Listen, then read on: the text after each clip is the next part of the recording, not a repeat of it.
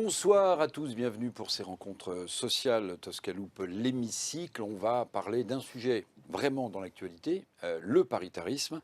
Alors le paritarisme, bon évidemment les invités que je vais vous présenter savent par cœur ce que c'est, mais pour ceux qui ne le savent pas et qui nous suivent en direct, je rappelle que le paritarisme ça désigne deux choses, la gouvernance du secteur de protection sociale, alors la retraite bien sûr, la santé, le chômage, la formation professionnelle, confiée de manière égale aux entreprises, les syndicats patronaux et bien sûr aux syndicats salariés, mais c'est aussi un processus d'élaboration et de négociation de la norme sociale. C'est évidemment important de le rappeler.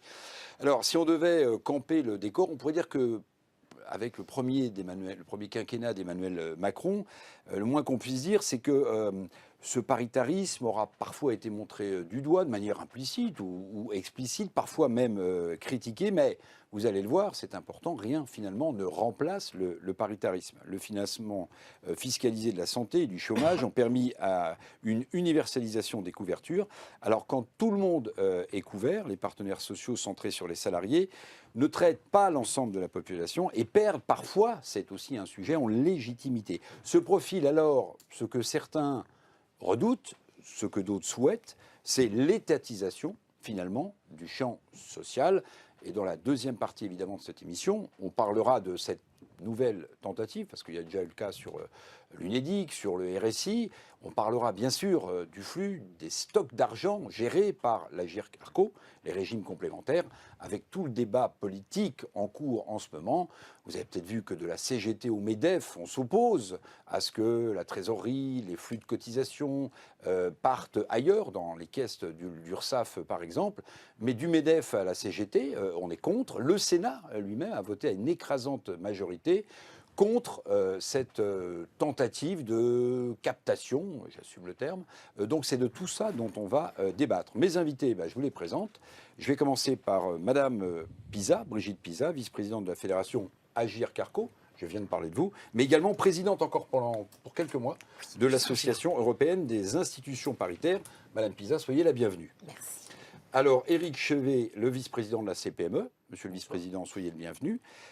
Maxime Dumont, conseiller confédéral à la CFTC. Soyez évidemment le bienvenu aussi. Merci. Et puis Michel Monnier, membre du think tank CRAPS, on l'appelle comme ça. Mais c'est aussi pour ça que vous êtes là, mon cher Michel, ancien directeur général adjoint de l'UNEDIC.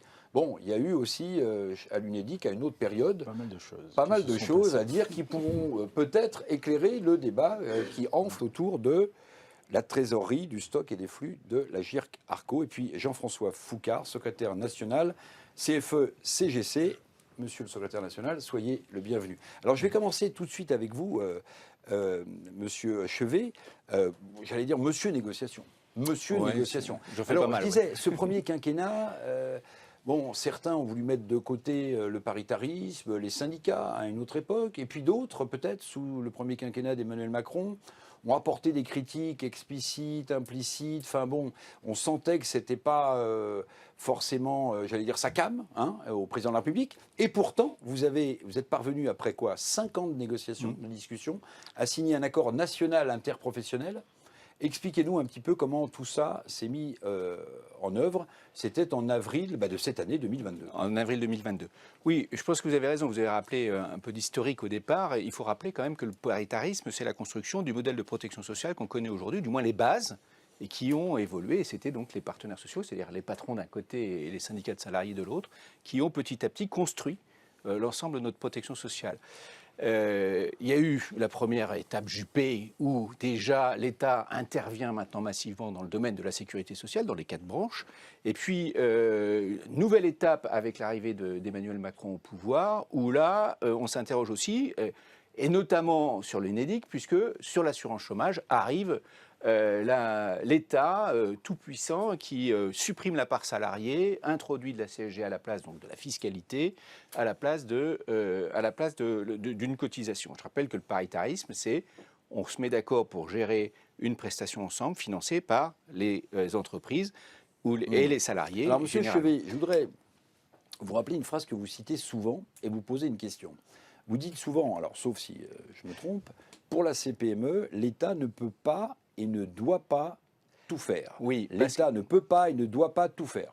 C'est essentiel, pourquoi? Parce qu'effectivement, face à cette déstabilisation Juppé-Macron, on pouvait se dire, après tout, on confie les clés du camion à l'État et puis il va nous gérer toute la protection sociale. Nous, on pense que c'est pas bien de faire ça parce que ça n'est pas un modèle qui laisse la place à la contractualisation qui est absolument indispensable de notre point de vue. Contractualisation qui vient en supplément de la protection sociale de solidarité que l'on doit à l'ensemble des concitoyens. Mais il nous semble que pour responsabiliser, pour impliquer, pour faire en sorte que, après tout, l'espace du contrat aussi en France mérite d'exister, eh bien, il est nécessaire de laisser, au-delà de la solidarité, un espace de contractualisation. Contractualisation individuelle ou collective. Et si c'est collectif, c'est les partenaires sociaux qui le prennent. Je citais en exemple l'ANI, cet accord national interprofessionnel, qui peut-être trace la route d'une certaine modernisation dans ce dialogue-là.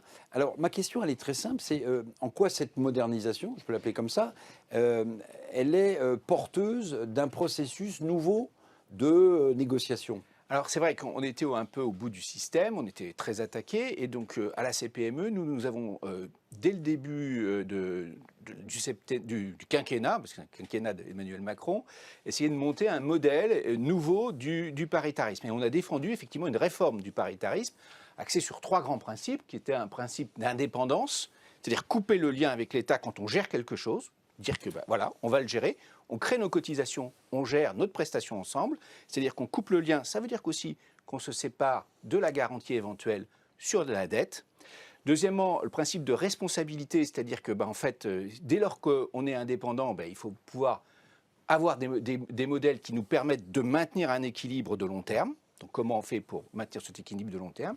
Troisième point, c'est la transparence qui a été évidemment un caillou dans la chaussure du paritarisme pendant longtemps, mais qui maintenant, avec la GFPN, l'association de gestion des fonds du paritarisme, est aujourd'hui beaucoup plus clair. 1 euro dépensé, c'est 1 euro justifié.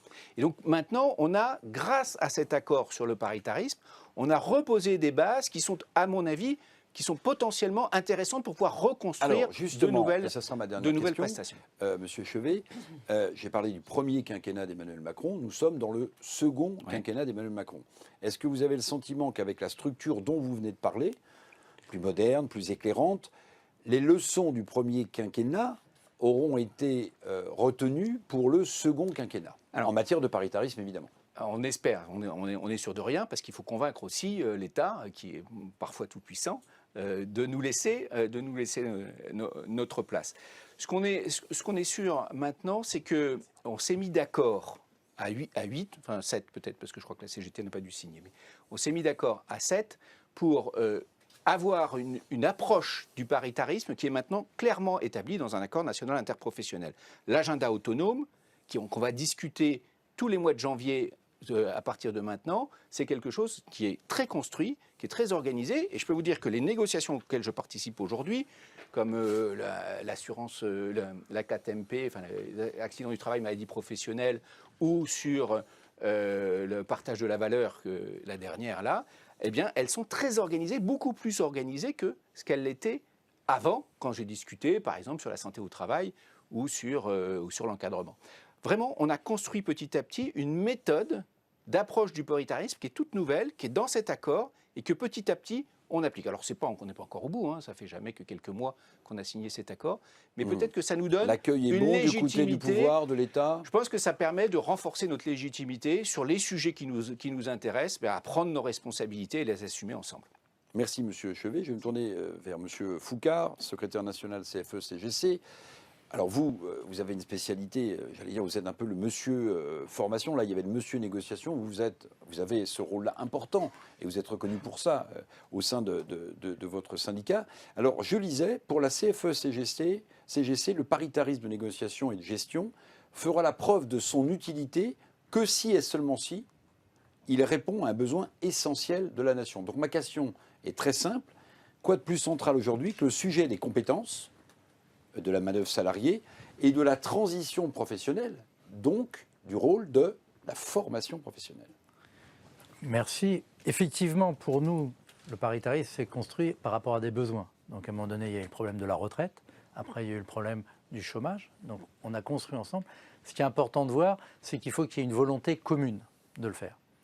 Nous, depuis 2017, sur la négociation de 2017-2018 sur la formation professionnelle, nous avions dit que ce qui était important, avant l'apprentissage, c'était la transition professionnelle par rapport au choc qu'on allait avoir. Dans la transition professionnelle, M. Foucard, vous mettez jusque y compris la formation.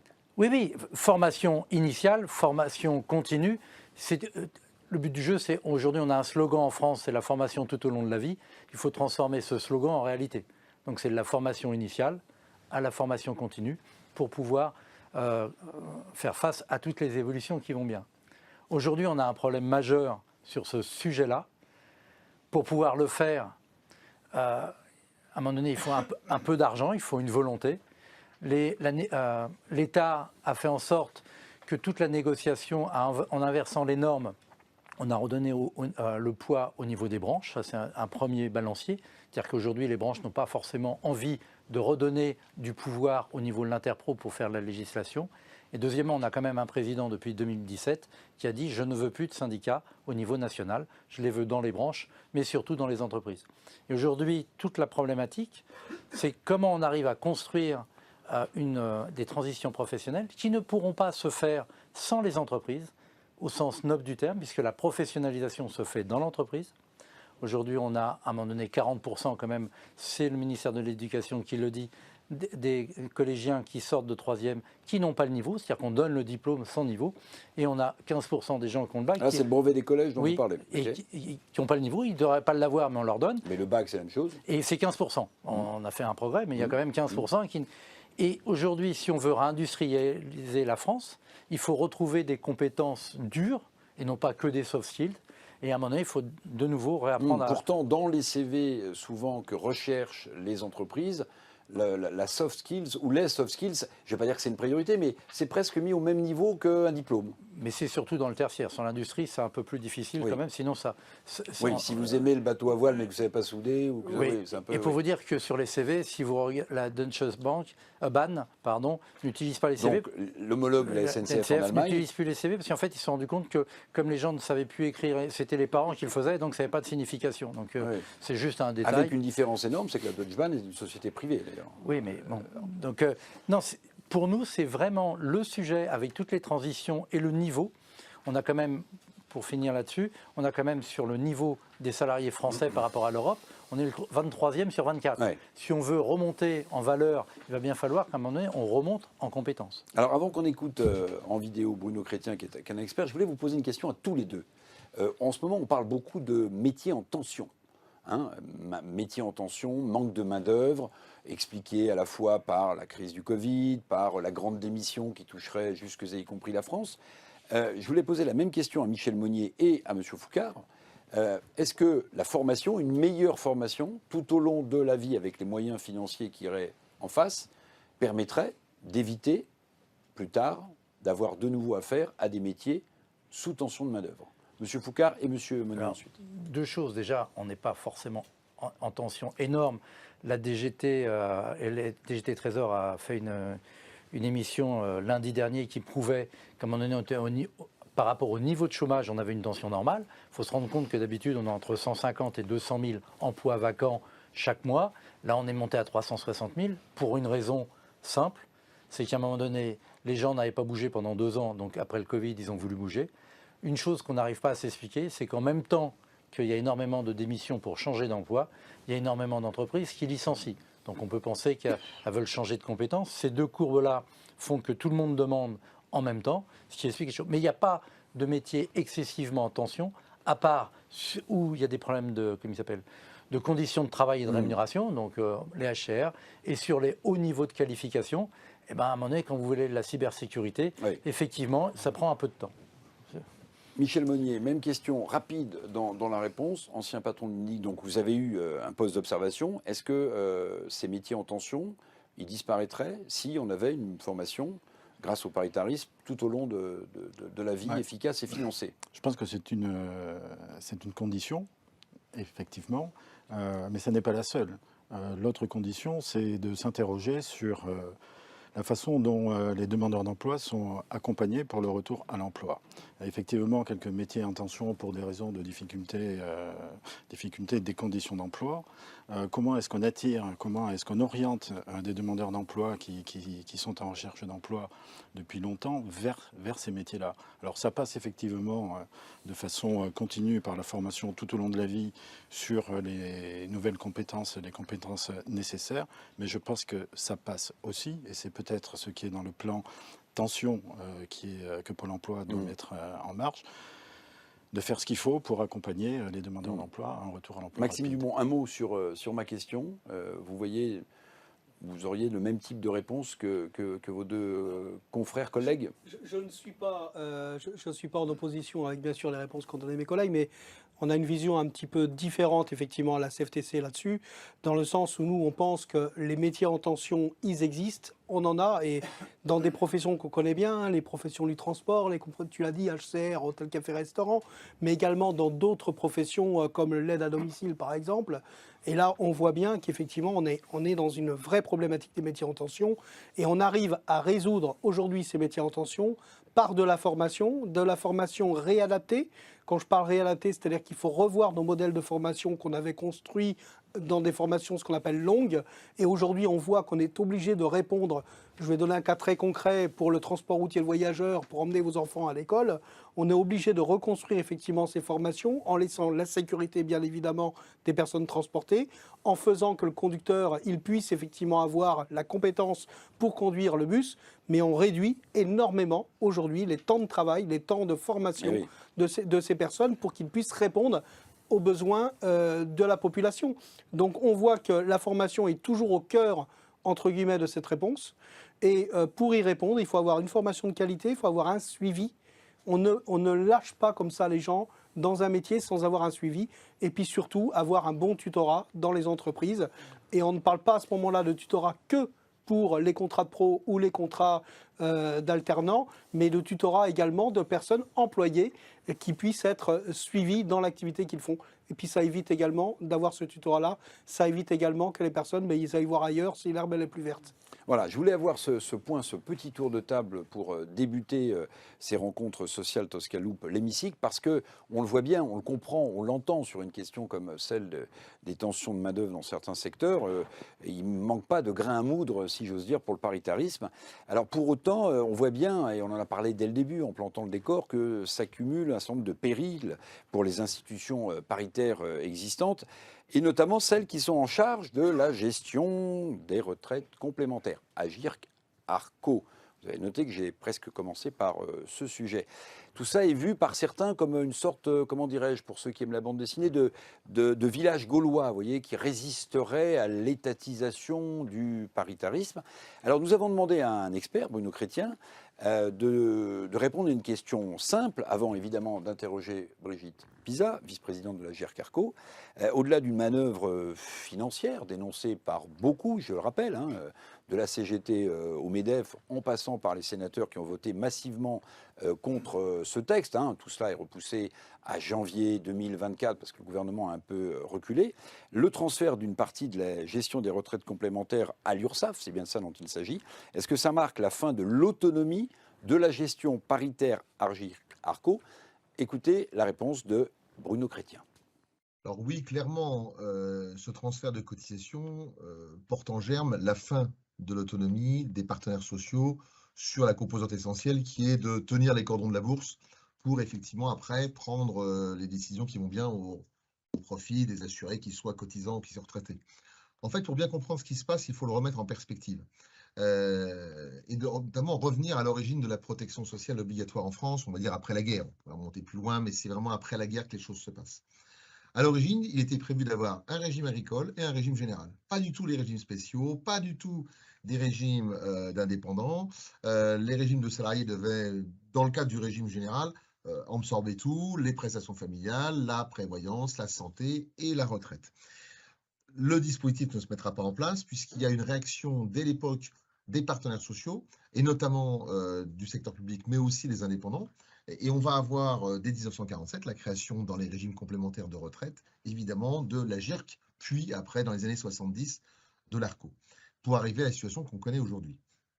Donc, ce qu'il faut percevoir, c'est que les partenaires sociaux, ils se sont installés dans ce cadre et ils ont montré historiquement qu'ils ont su gérer. Alors, il y a bien évidemment, tout n'est pas parfait, mais on a clairement eu sur la durée des partenaires sociaux qui ont su équilibrer les comptes et prendre les décisions qui allaient bien en la matière. Et puis, avec le temps, on va voir sous la pression finalement ministérielle avec deux grandes motivations, on va dire une volonté de rationalisation budgétaire pour le ministère des Finances, mais également une volonté de tenir de plus en plus ce dispositif. On va voir des mesures qui vont aller vers une convergence de plus en plus forte. Alors ce sera au niveau du périmètre d'un certain nombre de régimes et puis également au niveau du recouvrement. Sur le périmètre des régimes, on verra très clairement la question du RSI, du régime social des indépendants, qui va passer sur les fourches codines du régime général. On le verra avec d'autres initiatives sur des régimes beaucoup plus modestes, et je pense au régime des artistes, par exemple. Donc avec à chaque fois des opérations qui sont compliquées à mettre en œuvre et qui réduisent le périmètre en fait des partenaires sociaux. Et puis, dans le même temps, le recouvrement, on va voir sous l'influence, alors pas à l'époque déjà du fameux rapport Gardette, du nom du haut fonctionnaire qui a piloté ce rapport à la fin des années 2010, mais qui est de dire, on va avoir l'URSSAF qui va récupérer la formation professionnelle, qui va récupérer également Pôle emploi, et qui donc, finalement, en synthèse, à être amené à récupérer les cotisations des régimes complémentaires. C'est tout le débat de l'Agirc-Arrco, mais c'est dès cette année, notamment le cas de la CIPAV, hein, qui va basculer avec un recouvrement. La CIPAV est une caisse de profession libérale assez particulière dans le paysage des libéraux, mais qui va passer avec un recouvrement URSSAF. Donc vous voyez, on est dans une tendance lourde de la part de l'administration sociale et fiscale de centraliser la gestion de plus en plus sous les fourches codines de l'État, et on va trouver plein d'exemples. Je n'ai pas le temps de développer, mais si vous prenez toute la santé, par exemple, où on a progressivement mis tous les acteurs avec des dispositifs, des régimes, avec les contrats solidaires, les contrats responsables, quand vous pensez qu'en 40 ans, en 20 ans, pardon, sur les 20 dernières années, on a changé 40 fois la législation. C'est-à-dire qu'en fait, c'est comme si on avait un changement en matière de santé, hein, je parle bien des remboursements santé, notamment des contrats collectifs, on a changé 40 fois les règles, c'est-à-dire une fois tous les 6 mois. Bon, il n'y a pas une structure qui pourrait survivre à des changements aussi permanents. Donc, pour conclure, en fait, le sujet n'est pas technique, il n'est pas que technique, il est bien sûr technique, mais il n'est pas que technique, il est d'abord politique, en termes d'organisation du secteur entre l'État, le marché, les partenaires sociaux. Et il y a même une dimension de liberté publique, puisqu'on sait bien que c'est la répartition des acteurs qui organise une forme de liberté et d'autonomie en la matière. C'est en cela que cette question du transfert des cotisations est un enjeu majeur pour les partenaires sociaux, mais aussi pour les Français. Voilà, merci beaucoup à Bruno Chrétien. Évidemment, les chiffres cités ont fait un peu sursauter les intervenants de ce plateau. Le nombre de textes législatifs autour de ces questions est considérable, mais dans ce domaine comme dans d'autres, parfois on a la grande qualité ou le grand défaut en France d'empiler les textes législatifs sur beaucoup de questions. Alors, Bruno Chrétien, Brigitte Pisa citait cette histoire de RSI, je regardais dans l'État, et en 2008, la fusion informatique précipitée à l'époque entre le RSI et les URSSAF, accompagnant la création d'un interlocuteur social unique, a quand même, on peut le dire, tourné au fiasco, hein, puisque 1,7 million d'affiliés au RSI avaient été touchés et avaient perdu complètement les pédales. Alors, c'est pas ce que je souhaite à l'Agirc-Arrco, ma chère Brigitte Pisa, mais tout de même, je posais cette question tout à l'heure avant cette intervention de Bruno Chrétien. En quoi ce transfert dont on parle, hein, c'est-à-dire à la fois du stock, le trésor de guerre de 87 milliards d'euros de l'Agirc-Arrco, plus un flux suivant les années de 60 à 80 milliards d'euros, hein, quand même, en quoi ce transfert signifierait pour vous la fin de l'autonomie de gestion paritaire du régime complémentaire? Alors, juste histoire de bien comprendre ma prise de parole. Donc là, je vous parle au nom du conseil d'administration de l'Agirc-Arrco, hein, donc des partenaires sociaux qui se sont exprimés unanimement sur le fait que ce recouvrement était aujourd'hui tel qu'il était prévu, la fin, la mort de l'Agirc-Arrco. Pourquoi ? Parce que dans l'amendement qui a été prévu par le gouvernement, il ne s'agit pas seulement de reporter le transfert du recouvrement. Le transfert du recouvrement, ce deuxième report, il est déjà prévu dans la loi de financement de la sécurité sociale de 2020. Donc c'est une possibilité que le gouvernement avait et qu'il aurait pu dégainer face à tous les arguments qui lui ont été opposés, le temps qu'on discute peut-être de choses un peu plus profondes. Là, il y a un nouvel amendement qui non seulement reporte le recouvrement, reporte le transfert du recouvrement, mais qui en plus donne à l'URSSAF la capacité de fiabiliser, et d'ailleurs le droit et la responsabilité de fiabiliser le droit des salariés au titre des cotisations et du régime Agirc-Arrco. Donc ça veut dire que ce que fait aujourd'hui l'Agirc-Arrco, qui est d'encaisser des cotisations, de s'assurer que le lien cotisation-droit, c'est-à-dire ce qui a été payé pour le compte 2, donne bien un certain nombre de points qui va se mettre dans un petit sac à dos Agirc-Arrco et qu'on va retrouver le jour où on part en retraite, ça c'est terminé. Or, l'Agirc-Arrco est encore l'institution paritaire dans laquelle il n'y a pas de commissaire du gouvernement. C'est ce qu'a très bien dit M. Chevet tout à l'heure. C'est le résultat d'une négociation. L'Agirc-Arrco, la retraite complémentaire, c'est un point essentiel du dialogue social. Aujourd'hui, sur les entreprises françaises, vous avez 25% des entreprises du secteur privé qui cotisent à l'Agirc-Arrco à des taux dérogatoires, qui sont en général supérieurs, de toute façon ils ne peuvent pas être inférieurs, mais qui sont supérieurs au taux légal, ou avec une répartition entre la cotisation salariée et la cotisation employeur différente. Une branche qu'on connaît très bien, de certains dans cette salle, les salariés cotisent à hauteur de 10% à l'Agirc-Arrco, l'employeur abonde à 90%. C'est un outil du dialogue social qui résulte d'un accord fondamental entre les entreprises et leurs collaborateurs. Alors, le paritarisme, dans ce que j'entends là, il donne l'impression d'être toujours en réaction de ce que fait le gouvernement. Mais ce n'est pas du tout ça, le paritarisme. Le paritarisme, c'est une proposition. Le paritarisme, c'est une négociation qui répond à un besoin ciblé. En l'occurrence, pour mon domaine à moi, celui dont on parle aujourd'hui, la cotisation de retraite complémentaire des salariés du secteur privé.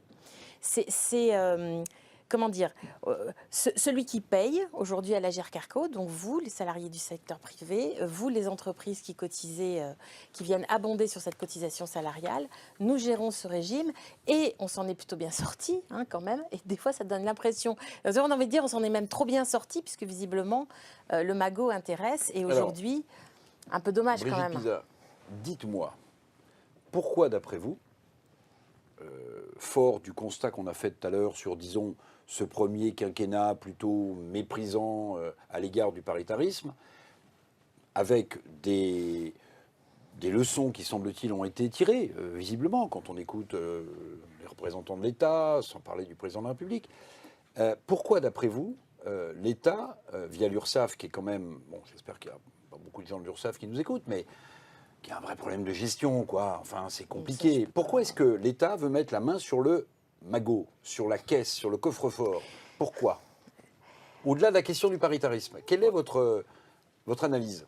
Je pense que ce transfert du recouvrement, cette mise, cette spoliation, ce hold-up, ce proxénétisme aggravé, on peut lui trouver plein de noms, il résulte quand même.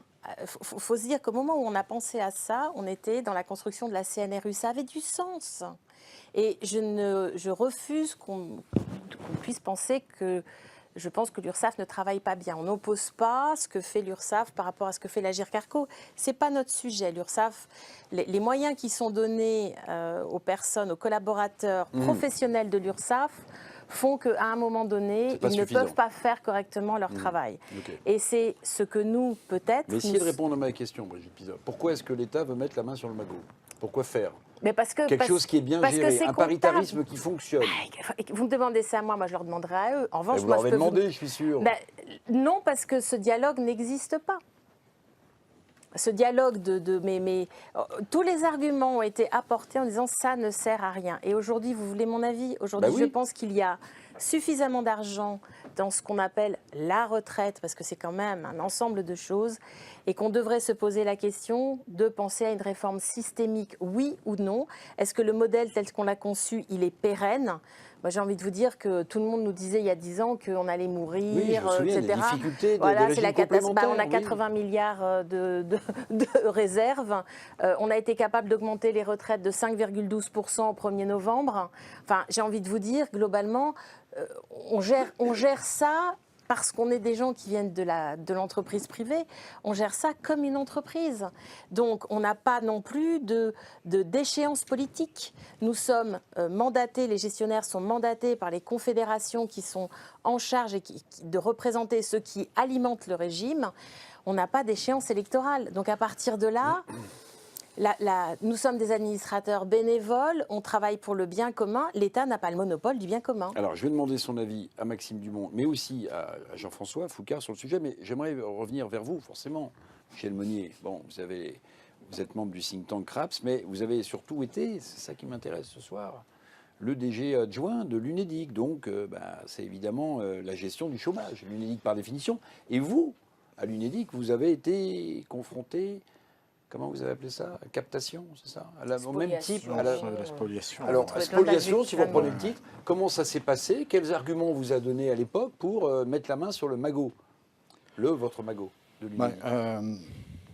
Le transfert du recouvrement des cotisations d'assurance chômage vers l'URSSAF s'est passé dans le cadre d'un mouvement très général qui était celui de la création de Pôle emploi, avec l'objectif qu'on retrouve, je crois, dans le projet de transfert du recouvrement des cotisations pour les retraites complémentaires, avec l'objectif de simplifier la vie de l'entreprise avec un interlocuteur unique.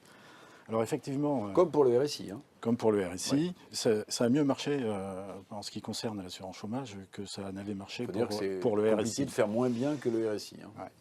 Alors, vous posiez la question de pourquoi oui.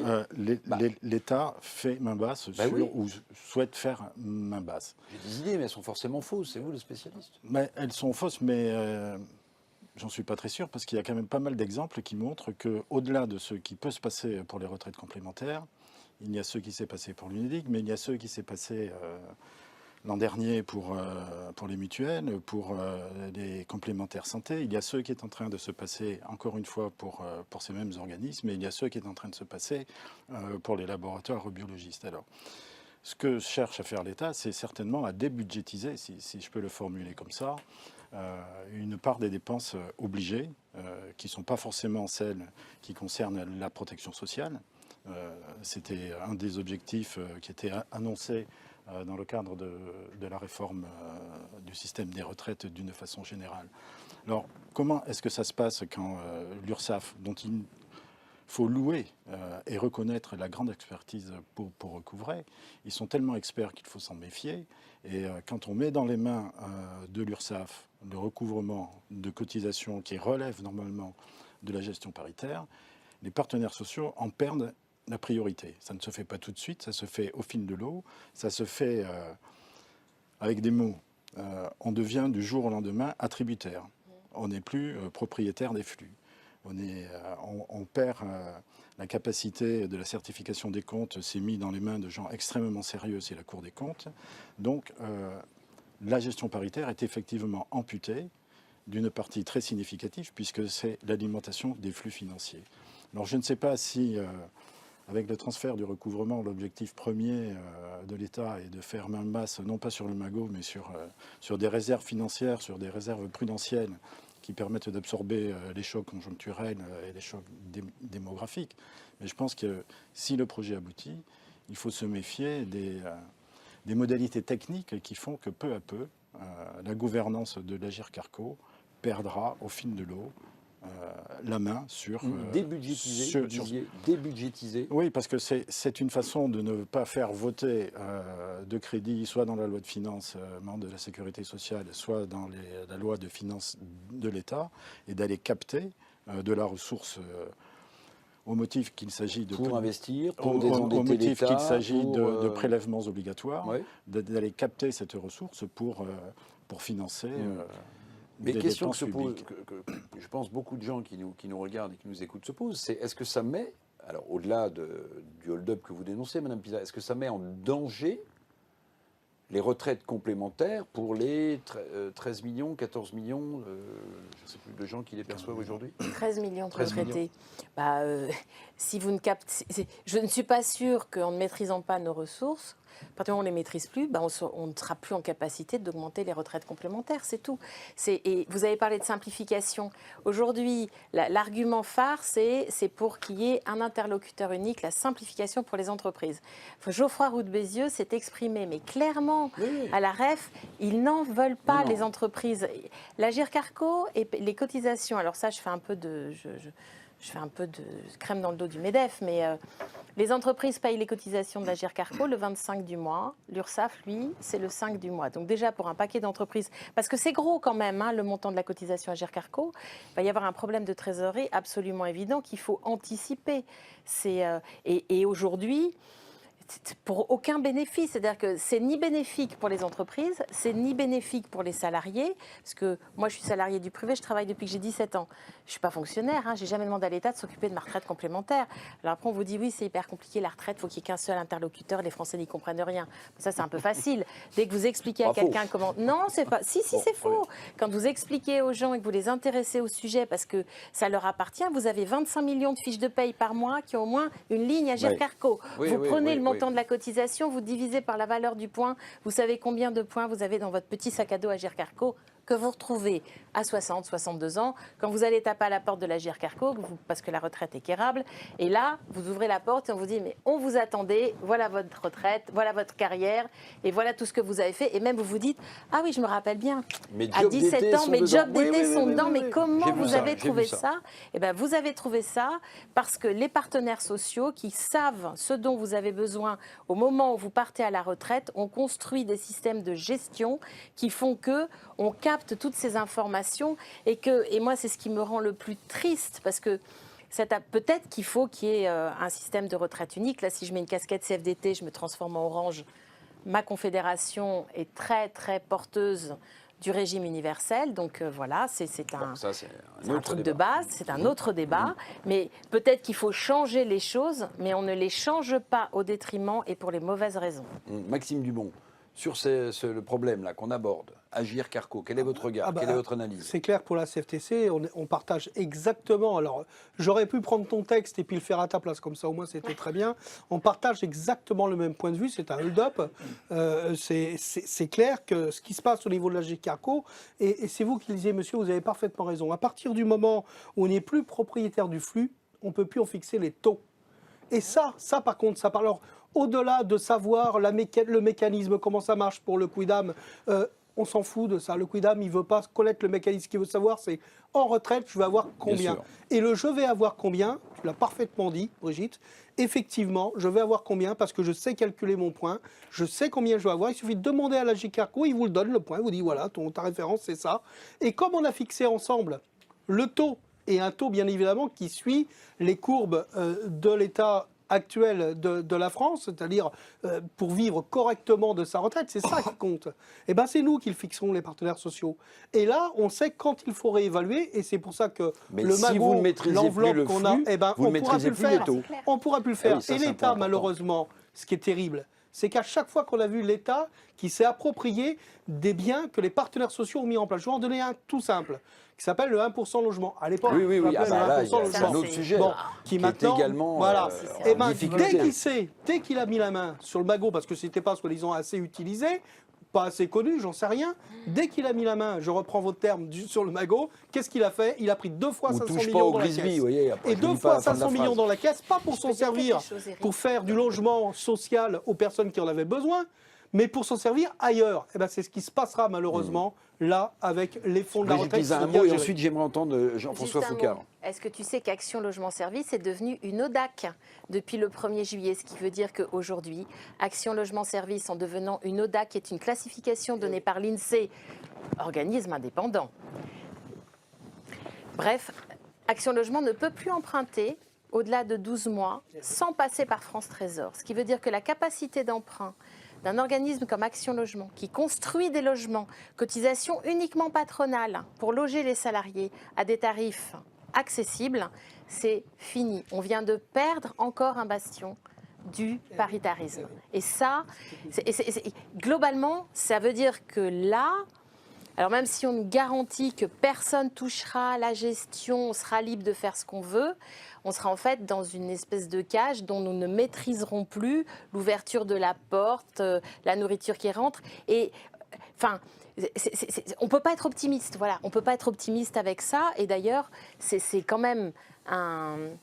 Quand on entend, mais ne vous inquiétez pas, on ne touchera pas à vos ressources, et qu'on nous dit, quand on discute avec, mais dites-nous, combien les entreprises vont nous payer tous les mois la retraite complémentaire, la réponse qui nous est donnée, je ne peux pas vous dire qui me l'a dit, parce que sinon je vais peut-être avoir des ennuis, c'est, mais madame, vous n'avez pas besoin de savoir qui a payé. Ah bah écoute, si, un petit peu quand même, parce que c'est en fonction de ce que je paye que j'ai des droits. Bon, donc si vous, je ne sais pas combien on a payé Michel pour moi... Meunier, un mot, mais rapide, parce que je veux entendre aussi Jean-François Foucard de CFE-CGC sur le sujet. Ouais, non, enfin, ce que je veux dire, c'est que si ce projet aboutit, c'est effectivement mettre le doigt, une fois encore, que les partenaires sociaux vont mettre une fois encore le doigt, forcé par l'État, dans le phénomène que M. Éric Chevet disait, c'est-à-dire cette fiscalisation progressive de l'ensemble de la protection sociale. Par ce fait-là, on perd la notion de sécurité sociale, d'assurance sociale et d'assurance professionnelle, puisqu'il s'agissait de couvrir au départ des risques professionnels. Et je pense que le coup d'après, dans le cadre de ce mouvement de fond, c'est la disparition du budget de la sécurité sociale et c'est sa fusion avec les comptes de l'État. Si les cotisations sociales disparaissent au fil de l'eau, elles sont remplacées par les impôts, elles sont remplacées par les taxes, et il n'y a plus d'identité de la protection sociale. Et je pense qu'on est à une des étapes de ce mouvement de fond, qui a concerné l'UNEDI, qui concerne à chaque fois un nouveau des dispositifs de la protection sociale. Jean-François Foucard. Je pense qu'il y a deux axes. Le premier, c'est qu'à un moment donné, au niveau européen, il faut rentrer entre guillemets dans les standards. C'est-à-dire qu'à un moment donné, on a des engagements au niveau de l'Européen. Le président de la République ne parle que de souveraineté européenne. Oui, donc globalement. Mais il y a quand même un modèle et par rapport, on est un peu décalé entre guillemets par rapport aux standards et ça déplaît. Ça, c'est le premier point. Et puis, ce qu'il y a derrière, c'est la création entre guillemets de la grande protection sociale. Et comme il vient d'être dit, c'est de passer quand même d'un modèle assurantiel à un modèle de solidarité. Et le fameux en même temps, c'est en même temps vous aurez la solidarité, donc je nationalise. Et en même temps, vous pourrez, si vous avez des moyens, prendre une assurance privée. C'est privatisé. C'est les deux en même temps. C'est-à-dire qu'à un moment donné, j'ai nationalisation et baisse pour tout le monde, universelle. Et puis, après, pour ceux qui auront les moyens, ils iront prendre une complémentaire. C'est le fameux libéral. Et on est là-dedans. Pour l'assurance chômage, je vous prédis que d'ici moins de 5 ans, on y sera. C'est-à-dire qu'à un moment donné, on aura un niveau relativement bas, voire forfaitaire. Et l'assurance va être terminée. De toute façon, le président ne veut plus, et ça ne date pas que lui, parce que si vous prenez l'assurance chômage, vous voyez que depuis le milieu des années 2000, en nous empêchant de créer des réserves, en nous mettant un certain nombre de choses à chaque fois qui arrivent, à un moment donné, il y a une accélération forte. Et comme vous l'avez dit, madame, ça va être capté, le truc universel. S'il n'y avait pas eu le Covid, on ne se poserait pas la question de l'Agirc Arrco. Ça serait déjà terminé depuis 2 ans. Donc globalement, ça serait fini. Et on voit bien que ces étapes-là, il y avait même un débat en 2019. On avait promis, entre guillemets, dans les cabinets, que pour les élections de 2022, il devrait y avoir le revenu universel avec un package complet, non pas que du chômage, mais éventuellement du logement, parce que ça permettrait de diminuer entre guillemets, l'argent qui est dépensé, pour avoir une maîtrise complète au niveau du gouvernement, enfin de l'Assemblée nationale sur le budget. Je rappelle que pour la retraite complémentaire, ils veulent aller qu'à 12% du PIB, nous on est à 14%. 2 points de PIB, c'est quand même 50 milliards, donc un peu plus de 50 milliards. C'est un détail, mais ça ne fait pas... C'est un détail pour vous, mais pour moi, ça compte beaucoup. Voilà, donc on voit bien qu'à un moment donné, pour la maîtrise, pour rentrer globalement, au niveau de la protection sociale dans son ensemble, dans la norme, entre guillemets, la norme de ce qui se fait en Europe. Alors, pour terminer tout à l'heure, et peut-être vous pouvez d'ores et déjà y réfléchir, mais je vais interroger Maxime Dumont sur le paritarisme et son évolution. Peut-être qu'on peut s'interroger globalement à la fin de cette émission sur qu'est-ce qui va se passer pour vous, acteurs du paritarisme, avant janvier 2024. Est-ce que vous vous contenterez de dénoncer, d'être un peu sur la défensive face à ce que vous appelez un hold-up, Madame Pisa, ou bien au contraire, est-ce qu'il va y avoir une sorte de mobilisation des acteurs sociaux pour essayer, donc plus offensive, une stratégie plus offensive, pour essayer de sauver ce qui peut l'être. Mais avant, Maxime Dumont, on a commencé tout à l'heure en disant une crainte pour certains, pour d'autres, c'est plutôt un avantage, l'étatisation du paritarisme. Bon. Mais aujourd'hui, quand même, est-ce qu'on peut exclure l'État du paritarisme? Est-ce qu'il n'y a pas un tripartisme? Est-ce qu'il n'y a pas un quadripartisme avec les régions à mettre en place? C'est-à-dire ne pas laisser les acteurs sociaux actuels, entreprises et salariés, seuls face avec l'État, mais avoir un lieu plus complet dans lesquels les régions ou les collectivités locales, qui se plaignent beaucoup d'avoir toujours plus de fonctions mais moins de moyens, auraient toute la place dans ce nouveau lieu du paritarisme. Alors, c'est une question qui est un peu complexe parce que aujourd'hui, donc effectivement, le paritarisme, je vais vous régler simplement en 3 niveaux. Il y a le paritarisme de gestion classique avec les GPS, les groupements de protection sociale, où là, c'est vraiment les partenaires sociaux qui gèrent. Vous avez le paritarisme que vous appelez, et c'est comme ça qu'il s'appelle, le tripartisme, qui avec se fait l'État. au niveau de région, Oui. de la région. Oui. Et là, vous avez les partenaires sociaux et la région. Oui. C'est les CREFOP, c'est les conseils régionaux, c'est les CRDFOP pour la formation professionnelle. Tout ça, ça se fait au niveau effectivement d'un tripartisme. Et puis vous avez le quadripartisme dont aujourd'hui on connaît un peu la pierre angulaire, c'est France Compétences par exemple, où vous avez l'État, les régions et les partenaires sociaux. Le problème de cette gestion du paritarisme, on a toujours l'impression qu'en fin de compte, c'est une bonne bande d'amis qui vont discuter entre eux et qui vont trouver les solutions pour le meilleur. Sauf que quand on est dans le quadripartisme, il ne faut pas croire que l'État a le même poids que les partenaires sociaux et a le même poids que les régions. Lorsque une décision est prise par l'État, vous pouvez faire très bien une alliance avec les régions en disant « Attendez, là, sur ce point-là, on n'est pas d'accord, les régions ne sont pas d'accord. La région de France, les partenaires sociaux, employeurs et salariés ne sont pas d'accord. » Eh bien, normalement, vous vous dites « Bon, 3 sur 4, c'est plié. » Absolument pas, parce que l'État est quand même celui qui, à ce moment-là, dirigera. Et l'État va décider avec le poids de l'État. Et le problème de l'État, dans ce qu'on a vu tout à l'heure ou ce qu'on dit maintenant, c'est que la tampologie de l'État par rapport aux partenaires sociaux, nous, on est de 1945, nous, on est de l'après-guerre. On a créé tous des systèmes et on les mène sur le temps long, le temps très long. Alors que l'État le mène par rapport à une politique gouvernementale qui est faite et par rapport à une personne qui est élue. Et qui est élue pour 5 ans. Et qui changera. Et qui changera. Donc le problème, c'est un problème de temporalité qui se fait.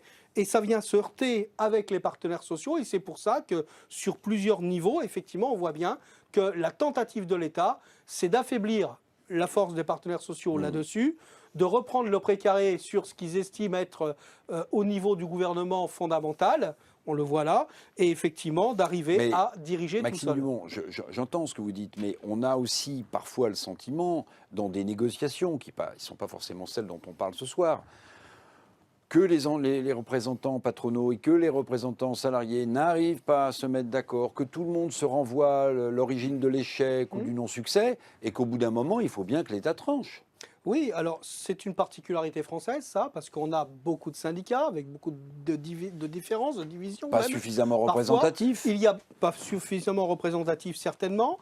C'est pareil du côté patronal, pas suffisamment représentatif non plus, et ils sont aussi épars, comme nous. Mais ça fait partie de l'histoire française, ça, par contre. C'est ça qui nous a créés, quand même. Et puis de l'autre côté, il y a aussi les partenaires sociaux qui signent des accords.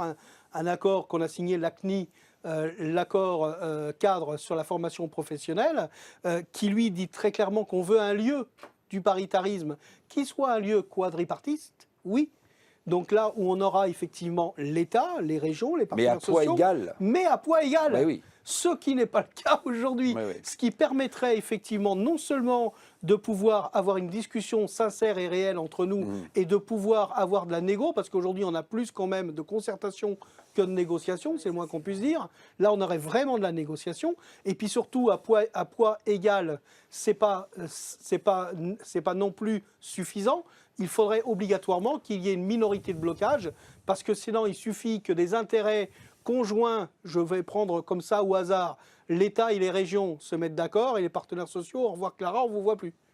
Donc il faudrait aussi qu'il y ait des minorités de blocage qui permettent la vraie négociation pour rechercher le compromis acceptable. C'est ça, la négociation, ce n'est que ça, c'est le compromis acceptable. Est-ce que ce qui était vrai au lendemain de la Seconde Guerre mondiale, en termes de paritarisme, de négociation, de concertation, pour vous, je m'adresse à vous parce que vous êtes conseiller CFTC, confédéral, mais est-ce que tout ça est encore valable, est encore fonctionnel, est encore efficace ? Ben, contrairement à ce qui peut être dit aux idées reçues, je ne pense pas qu'on soit has-been. Voilà. Ok. Non, mais je n'ai pas dit que vous étiez has-been. Je pense qu'on a encore, des choses à dire. Vous savez, quand il y a un député qui nous convie à venir discuter avec eux sur un sujet quelconque, la première chose qu'il nous demande, c'est est-ce que vous êtes représentatif ? Le plus petit des syndicats représentatifs au niveau confédéral, c'est le mien. 124 000 adhérents. Le plus gros des syndicats, le plus gros des partis politiques ne le font pas. Voilà, qui est représentatif. Ils sont élus sur le suffrage universel, nous aussi. Ok. Oui.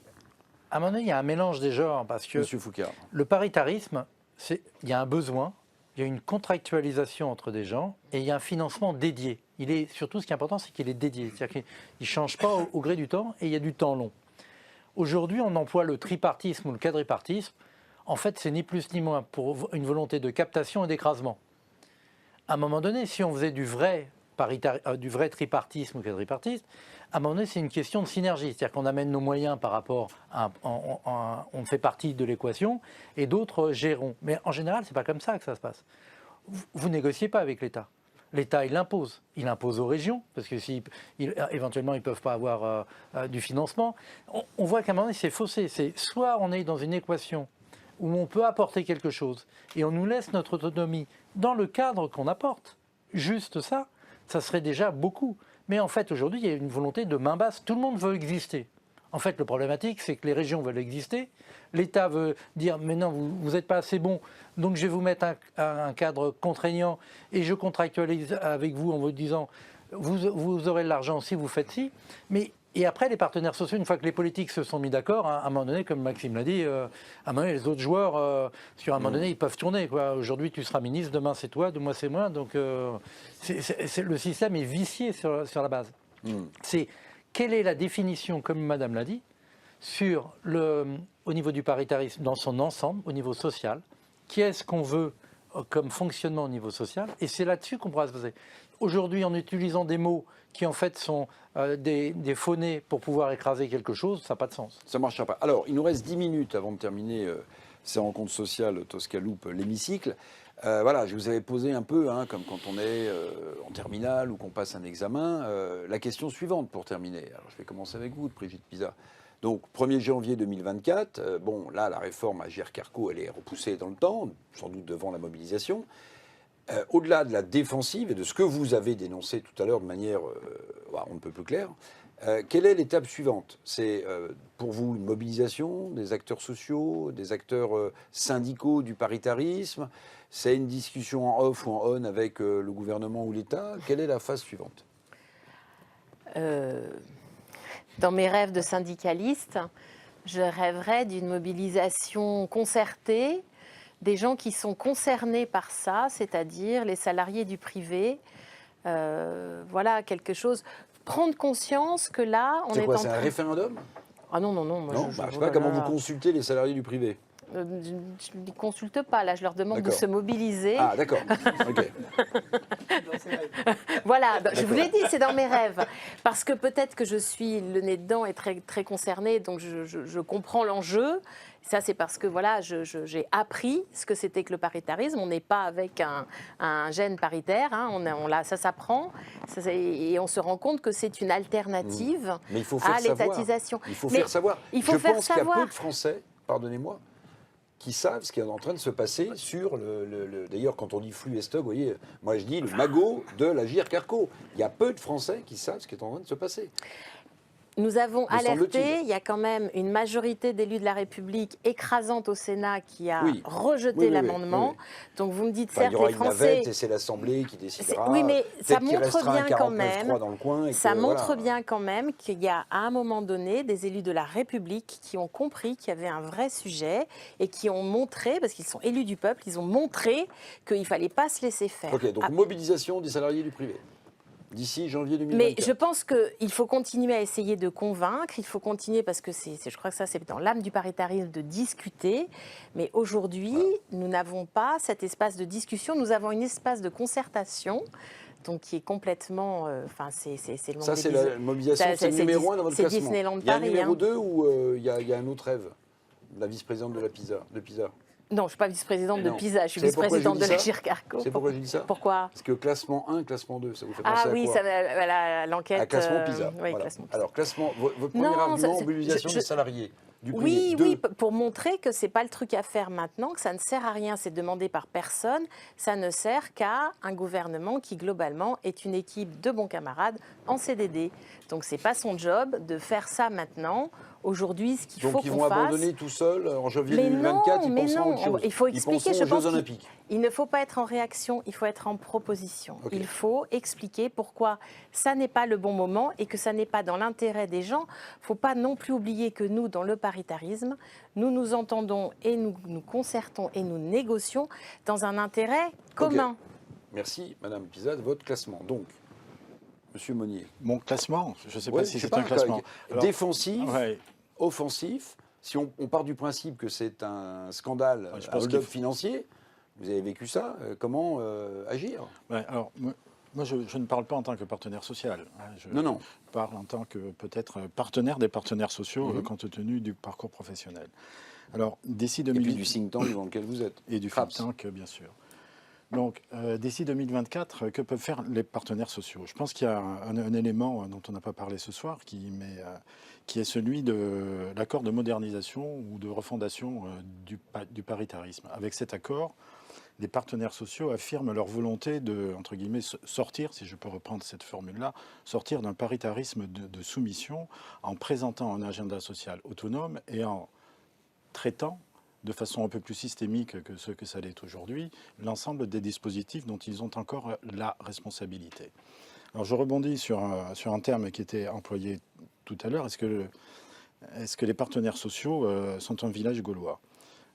Si c'est un village gaulois, c'est un très beau village gaulois parce que je ne pense pas qu'ils défendent, que ce soit une défense corporatiste.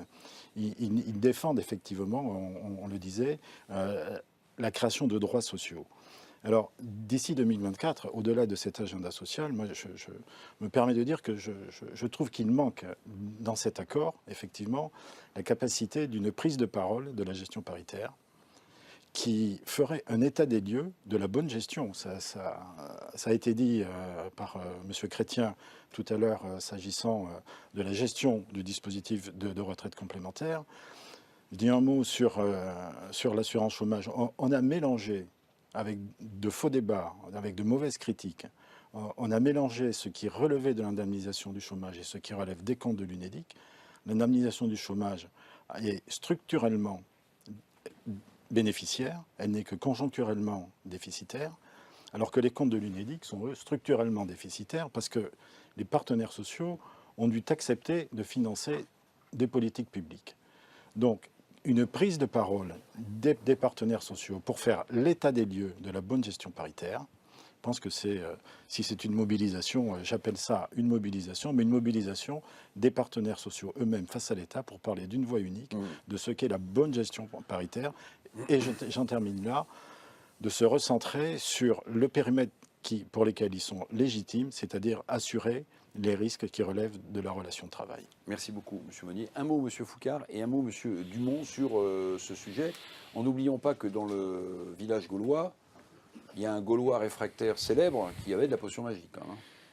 Oui. Astérix. M. Foucard. En fait, je pense qu'il y a deux volets. Ce que tu viens de dire, c'est que depuis 70 ans, en fait, on n'a pas fait assez de publicité sur la capacité de... Qu'est-ce que c'était le paritarisme? Et il y a plein de gens qui ne savent pas qu'éventuellement l'UNEDIC ou c'est les partenaires sociaux, parce qu'ils ne s'imaginent pas qu'on sait gérer des milliards. Donc ça, c'est le premier axe, sur la communication, avec un deuxième axe, où à un moment donné, expliquer où on va. C'est-à-dire qu'on passe de l'assurantiel à la solidarité, sans l'avoir dit. Si théoriquement, ça devrait être... au niveau des politiques, parce que ça change grandement les choses, ça devrait être à découvert, c'est-à-dire qu'à un moment donné, je vote ça. Après, c'est de prendre son courage à deux mains. du parti, au niveau des syndicats, on devrait y arriver, quoique, il faudrait voir. Mais sur la partie patronale, c'est toujours ambigu, puisqu'il y a toujours un certain nombre d'allègements de charges. Et donc, il faut aller à la confrontation. Si on veut vraiment faire des systèmes, il faut vraiment aller à la confrontation. C'est-à-dire que rien ne va se faire sans rien. Donc, est-ce qu'on y arrivera? On vient de le voir, mais c'est ça les enjeux. Il y a une fenêtre de tir qui est en gros jusqu'à 2024. Après, je pense qu'entre les deux, il y aura déjà l'UNEDIC qui aura tombé avec France Travail. Parce que le 1er janvier 2024, il y a France Travail et je pense qu'il va se passer des choses. Deuxièmement, il y aura donc la retraite complémentaire. Si on perd la retraite complémentaire, en fait, au moins, on partira d'un postulat beaucoup plus simple, c'est de reconstruire quelque chose puisqu'il n'y aura plus rien et on pourra reprendre la main tranquillement sur autre chose. Oui, alors pour la CFTC, très clairement, on ne croit pas au grand soir. Donc n'attendez pas qu'on vous dise qu'on va faire des grandes manifestations avec tous les citoyens qui vont partir en retraite. Les gens qui vont partir en retraite, ils sont sur la retraite au moment où ils y partent, pas avant. Voilà. Donc nous, on est régaliens. On pense qu'il y a des endroits où on peut effectivement travailler. On l'a vu avec le Sénat. Donc on va contacter effectivement, on a 1 an pour le faire. Donc la communication en 1 an, c'est très compliqué sur le grand public. C'est même impossible. Donc on va aller au niveau de nos représentants de l'État, que ce soit l'Assemblée nationale ou que ce soit le Sénat. On va également demander au CESE qui se saisissent, la 3e chambre, qui se saisissent effectivement de ce dossier et qui puissent le porter, puisque le CESE sert à ça auprès du Premier ministre quand même, à donner effectivement les dossiers comme ça. Et puis n'oublions pas qu'on a aussi un point sur lequel on peut quand même travailler, c'est le fait de dire que l'État ne peut pas gérer tout seul, il y a aussi les corps intermédiaires, et que ces corps intermédiaires, ils ont prouvé qu'ils avaient une réalité et une nécessité dans le pays. Voilà, madame, messieurs, merci beaucoup d'avoir participé à ces rencontres sociales. Toscalou avec l'hémicycle, c'était évidemment passionnant, éclairant et pédagogique. Je pense qu'on peut applaudir tout le monde. Merci beaucoup.